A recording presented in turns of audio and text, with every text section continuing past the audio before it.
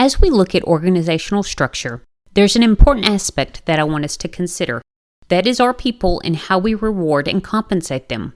I'd like us to briefly look at the theory of sticky wages and how that plays out in a real-life scenario.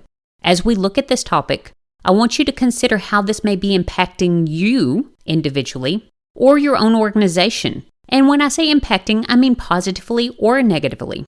First, let's look at inflation. The following graph shows the inflation rate from 2011 to 2020. If you do a quick Google search, you'll see that inflation has been really high in 2021. So what does this actually mean for wages and your employees? As you likely already know, if their salary stays the same, their purchasing power goes down. So if you were hired at the end of 2015, then by the end of 2018, your purchasing power has gone down about 6% if your salary has not been adjusted.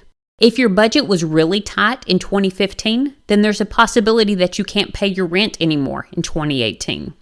The theory of sticky wages suggests that wages can be slow to rise in response to inflation. This is even more true in some industries. Industries with high turnover rates are going to be more flexible in wage adjustments because the businesses are constantly hiring and having to adjust to market conditions.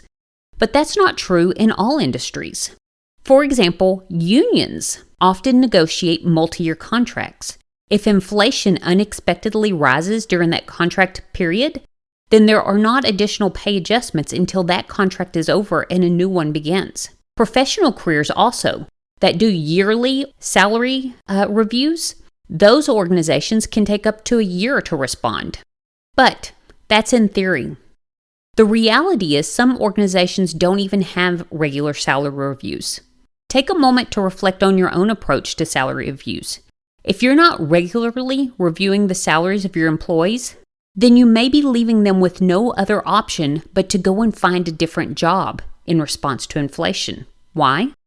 Well, if you're leaving it to your employees to negotiate and come to you to seek a better pay, then you're basically putting them in the position that they may want to avoid conflict or avoid being told no, so they'll just go find another job.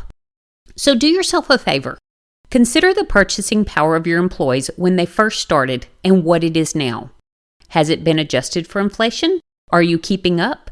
If not, what steps do you need to take in order to fix this? And remember, fixing this is not a one-time thing. It's a policy that needs to be put in place and enacted year over year. Lastly, let's consider an employee who is going above and beyond and that you would like to give a raise to. That raise needs to exceed inflation because the point of a merit raise is to increase their purchasing power. So let inflation help to inform these policies as you move forward.